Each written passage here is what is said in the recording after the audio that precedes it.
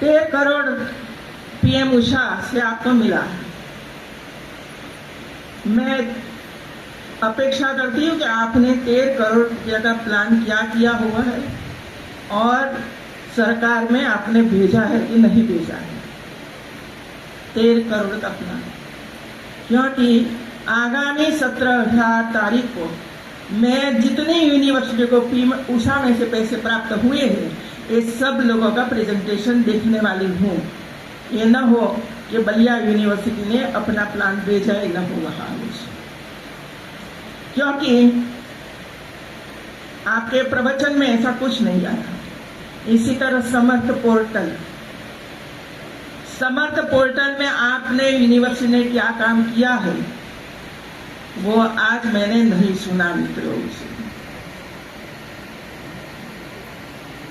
अभी नेक तो बंद हो गया, इसके जगह पर बाइनरी नाम की एक नई स्कीम आ रही है मित्रों, वो जरा देख लीजिए और आपके अध्यापक को जिम्मेवारी सौंप कर इसमें आगे बढ़िए, क्योंकि 1 महीने के बाद ये बाइनरी के लिए भी राजभवन में आपको आना पड़ेगा और दिखाना पड़ेगा कि हम लोगों ने इतनी तैयारी की है मित्रों। मैं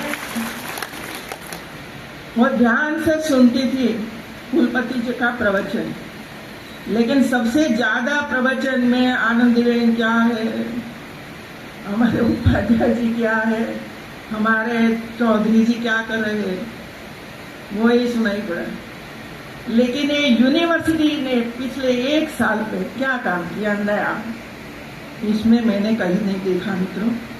स्पोर्ट्स की प्रवृत्ति होती है नहीं होती? स्पोर्ट्स की प्रवृत्ति होती है नहीं होती है? जरा हाँ के ना तो बोलिए, होती है? नहीं, धीमा आवाज है इसी वजह से सोचती कि नहीं होती है। इसी तरह सांस्कृतिक प्रवृत्तियां होती है कि नहीं होती है? होती है। क्या क्या काम किए थे आप लोग? क्या सांस्कृतिक प्रवृत्तियां करी? ये आपने जो मेरे पास विमोचन करवाया वो तो सब जो नए नए जो दिन हम वो करते सेलिब्रेट करते वही दिन का मैंने देखा, इसमें और कुछ नहीं देखा। इंक्यूबेशन सेंटर चर्चा कर दी है आपने, लेकिन इंक्यूबेशन सेंटर अभी तक बना नहीं। कौशल विकास सबसे बहुत ही इम्पोर्टेंट जरूरी है ये एरिया के लिए, कौशल विकास में बच्चों को आगे बढ़ाने के लिए, क्योंकि ये एरिया ऐसा है जो हमारे विद्यार्थियों को हम कौशल विकास में आगे नहीं बढ़ाएंगे, क्योंकि अलग अलग प्रकार का कौशल है सब लोगों में। इसके लिए प्रयास करना पड़ेगा यूनिवर्सिटी में। और ये इस बार हमारे प्रधानमंत्री जी ने कौशल विकास के लिए एक स्टूडेंट्स को 7.5 लाख रुपया देने का प्रावधान बजट में किया है। यदि यूनिवर्सिटी ऐसा संकुल ही नहीं बनाएगी कौशल विकास के लिए तो स्टूडेंट को लाभ कैसे मिलेगा? 1.28 लाख करोड़ का बजट हायर एजुकेशन का है मित्रों, और अलग अलग डिपार्टमेंट का तो अलग अलग बजट है। आपको ये देखना पड़ेगा और प्रोजेक्ट तैयार करना पड़ेगा कि जो प्रोजेक्ट भारत सरकार में जाए और सैंक्शन हो, पैसा मिले और इसके लिए आप काम करें तो हमारे विद्यार्थियों को इसका लाभ प्राप्त हो। के लिए प्लान बनाइए मित्रों, कंप्यूटर लैब, प्लेसमेंट सेल, अलग अलग प्रकार की लैब विधि शुरू किया है आप लोगों ने।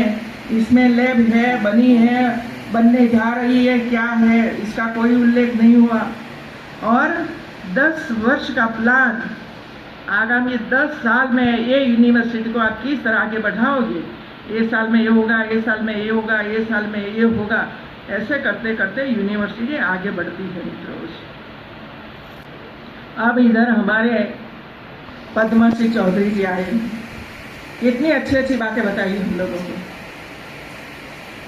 मिट्टी के बारे में उन्होंने बात बताई, लेकिन हम बैठे पानी है पानी है, कुछ आगे बढ़ते ही नहीं है।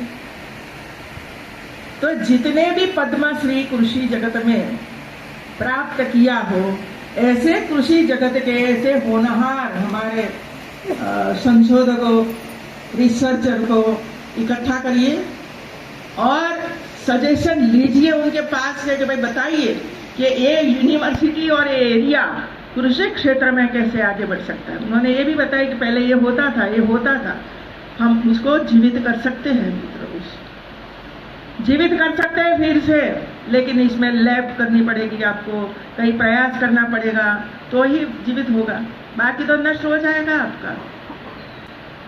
तो एक काम ये यूनिवर्सिटी को करना है मित्रों, और करना चाहिए मित्रों। आपको जब भी बाइनरी में जाना है या तो एनआरएफ में जाना है या तो एशिया रैंक में भविष्य में जाना है, तो आपको कुछ न कुछ लेखन कार्य करना ही पड़ेगा मित्रों। सभी यूनिवर्सिटियों ने मैंने मैसेज भेजा था कि आप कोई कंपटीशन करवा दें, स्टोरी करवाई, पेंटिंग करवाया, स्पीच करवाई और एक सुंदर मजा के बुक लेकर मेरे सामने रखी मित्र, मैंने पढ़ा, इतना सुंदर अक्षर। कई बच्चों ने तो कविताएं लिखी है अंदर, अपने तरीके से कविता लिखी है, वो भी शक्ति है कविता लिखने की।